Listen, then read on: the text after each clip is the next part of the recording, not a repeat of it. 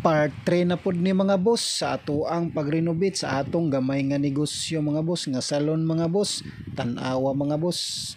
Perting daghanang i-arrange mga boss, na human ra gid tao na to mga boss, ug pag tiles mga boss ang ato ang gamay nga negosyo. So ang atong buhaton mga boss, manglimpyo na pud ta, ka nagpatong-patong ang gamit mga boss, perting abuga ato anap gid ng limpyuhan mga boss. Nidagan si Dudong mga boss kay gisugo na kog charger mga boss. Karon mga boss, nagdubli kog mas, di ta kumpiyansa kay basig ubon ta, perting abuga mga boss. Sa di pa ta magkuan mga boss, manglimpyo ato sa nang stretching atong tiil mga boss, tan-awa mga boss, perting abuga gid na mga boss no. Mura ra goy abog sa video mga boss, ug ako ang pag-umangkon mga boss, bag-ong mata ready na pug kay siya manglimpyo mga boss no. So dugay-dugay gid ta mahuman anig limpyo mga boss. So magistorya na lang sa ta siguro ani mga boss no, para at least di pon mo dukaon sa ako ang video mga boss.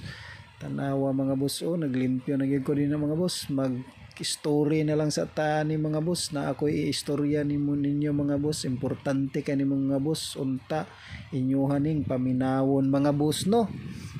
Na atoy tiguang mga boss ba nga nangayo siya og tabang sa radyo mga boss no.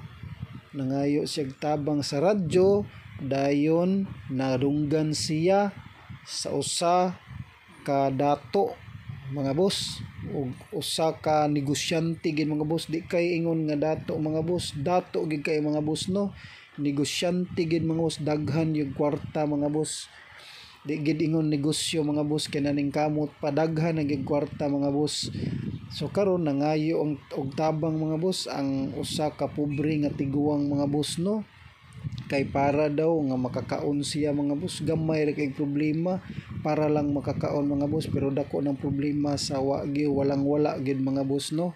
So karon mga boss, pagpangayo niya tabang sa radyo, niingon siya nga ang Ginoo magahatag kaniya og kanaang pagkaon mga boss no. Ni ana ang tiguang nadunggan sa dato mga boss sa radyo. So ang dato mga boss wa di siya motuo mga boss og kanang Ginoo no.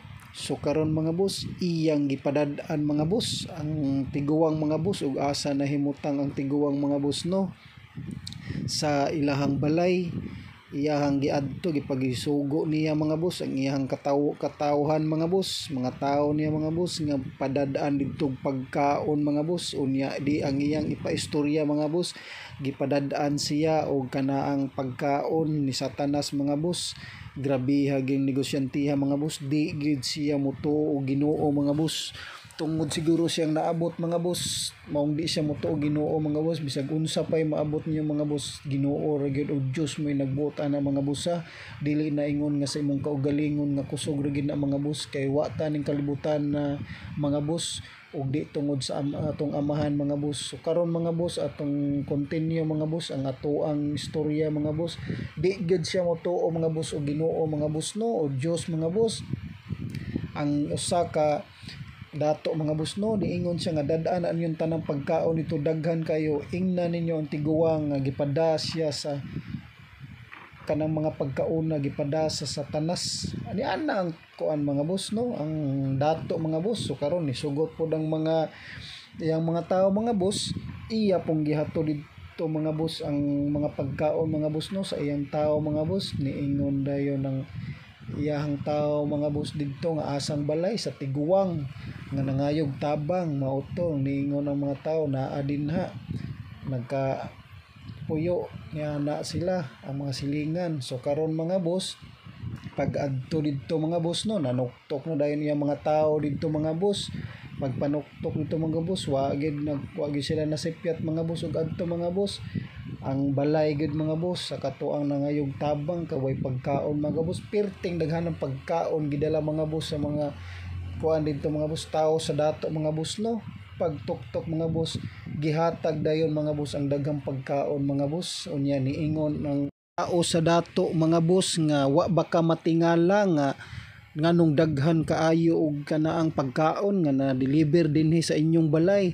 Ni ana kana mga boss ang tigulang mga boss nga wala ko matingalan ni ana sir, kay ngano sir og pagbuot sa Ginoo sir nga padad-an ko og pagkaon diri sir, bisan ang demonyo sir nga suguon sa atong amahang Dios dili siya kabalibad sir, basta ang Dios na mo'y musugo niya. So grabe mga boss no, ingon ana ka power giday ang Ginoo mga boss nga musugo mga boss. Di bisan si ang demonyo o satanas mga boss, basta ang Dios na mo'y mumandar o musugo mga boss, wa gyud mahimo ang satanas mga boss, mutuman gyud sa sa iyahang mga sugo mga boss. O di ba? Humana mga boss, limpyo na, open na taugma. Bye bye.